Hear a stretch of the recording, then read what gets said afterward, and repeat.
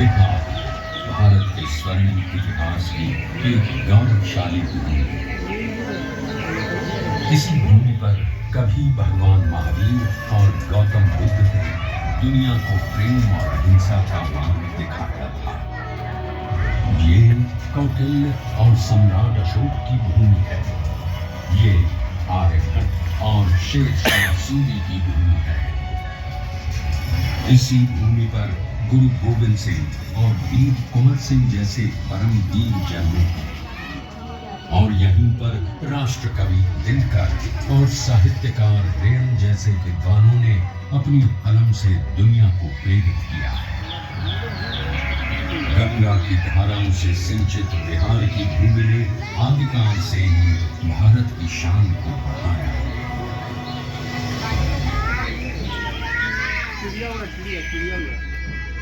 पर जिस बिहार ने सदियों तक नालंदा, विक्रमशिला जैसे विश्वविद्यालयों में ज्ञान और मेधा से पूरे विश्व को राह दिखाई थी, वो 20वीं सदी के आगमन तक खुद अंग्रेजों के अन्याय और दमन की जंजीरों में जकड़ा हुआ था। ये वो समय था जब अंग्रेजों ने भारत को पूरी तरह गुलाम बना लिया था।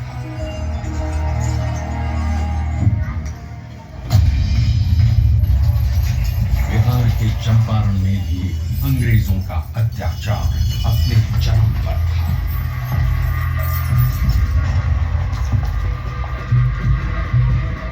चंपारण की उपजाऊ भूमि अंग्रेजों के लालच के कारण जबरन नील उगाने को लाचार थी और धीमे धीमे बंजर हो गई थी।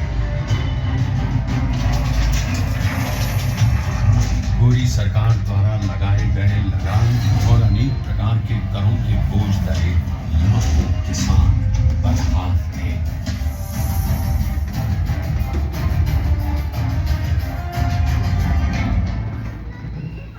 और जब पूरा चंपारण नाउम्मीदी के अंधकार में डूबा हुआ था, तब उस जमीन पर एक महान आत्मा का आगमन हुआ। पंडित राजकुमार शुक्ल के बारंबार आग्रह पर चंपारण आए गांधी जी को उस समय इस बात का बिल्कुल भी अंदाजा नहीं था कि बिहार से उनकी ये भेंट उनके जीवन की सबसे महत्वपूर्ण घटना बन जाएगी। अंग्रेजों द्वारा किए जा रहे अन्याय और दमन से उत्पीड़ित किसानों को देख पहली बार भारत की अवदशा से अवगत होकर उन्होंने चंपारण में कहा, मुझे नीलहे किसानों में सत्य दिखा। भारत भूमि पर यह पहली बार था जब अन्याय और बर्बरता का जवाब सत्य और अहिंसा से दिया गया।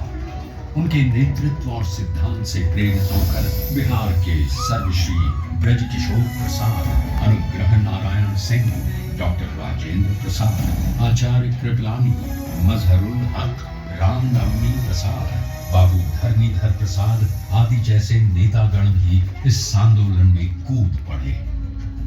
सत्य और अहिंसा पर आधारित चंपारण सत्याग्रह आंदोलन एक नूतन प्रयोग बनकर उभरा, जिसने भारतवासियों को अन्याय से लड़ने का एक प्रभावशाली शस्त्र दिया।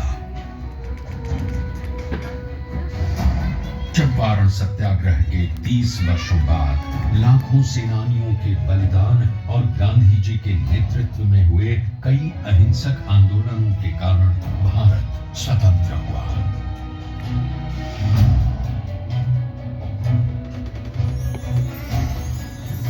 उनके विचारों ने न केवल देश को आजादी की राह दिखाई, बल्कि देश के सामाजिक व आर्थिक पुनरुत्थान का मूलाधार भी बने।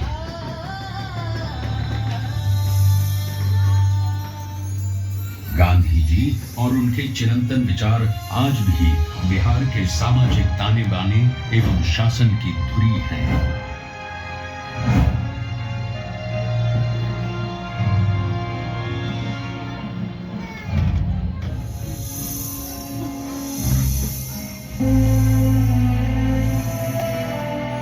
सन 2017 में चंपारण सत्याग्रह शताब्दी वर्ष के उपलक्ष्य में बिहार के दूरदर्शी एवं युग परिवर्तक माननीय मुख्यमंत्री श्री नीतीश कुमार जी की प्रेरणा से कई कार्यक्रमों का आयोजन किया गया।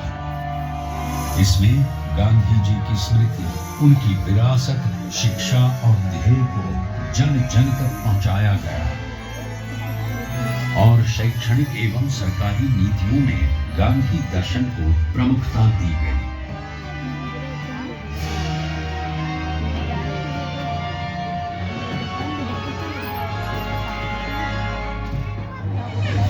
राज्य में पूर्ण नशाबंदी, जल जीवन हरियाली, बाल विवाह एवं दहेज प्रथा पर रोक, महिलाओं की शिक्षा, रोजगार, सरकारी नौकरियों एवं स्थानीय स्वशासन में महिलाओं की बढ़ती भागीदारी आदि गांधी जी के सिद्धांतों के प्रति बिहार के समर्पण के कारण ही संभव हो सके। गांधी जी ने कहा, शराब आदमियों से न सिर्फ उसका पैसा छीन लेती है बल्कि उसकी बुद्धि भी हर लेती है। और एक बात और गांधी जी ने कहा, शराब पीने वाला इंसान हैवान हो जाता। गांव में पी करके आता था, अपनी कमाई का ज्यादा पैसा शराब में गंवा देता था, घर में लौटता था, पत्नी से झगड़ा करता था। अब नहीं पीते हैं, घर लौट कर आते हैं, बाजार से सब्जी खरीद कर आते हैं और अपनी पत्नी को भोजन बनाने में भी मदद करते हैं। क्या माहौल, बच्चों की पढ़ाई पर ध्यान दे रहे हैं। श्री नीतीश कुमार जी के कुशल नेतृत्व में पूरे राज्य में उनसे जुड़ी यादों को संजोए रखने का बहुमूल्य कार्य भी किया गया। भीति हरवा आश्रम एवं बुनियादी विद्यालयों का जीर्णोद्धार, गांधी मैदान पटना में गांधी जी की सबसे ऊंची कांस्य प्रतिमा, बापू सभागार पटना,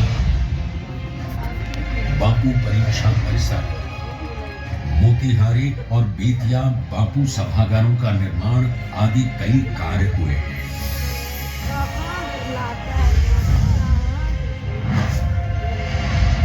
बापू टावर के निर्माण में माननीय मुख्यमंत्री श्री नीतीश कुमार का निर्देश था कि इसे बापू के आदर्शों की ही तरह ऊंचा बनाया जाना चाहिए। अपनी 3 आयताकार एवं 5 रैंप दीर्घाओं के साथ ये अभूतपूर्व बापू टावर आपका स्वागत करता है। ये आपको गांधी जी के जीवन की ऐसी यात्रा पर ले जाएगा जो आपके मन में बापू की एक अमिट छाप छोड़ देगा।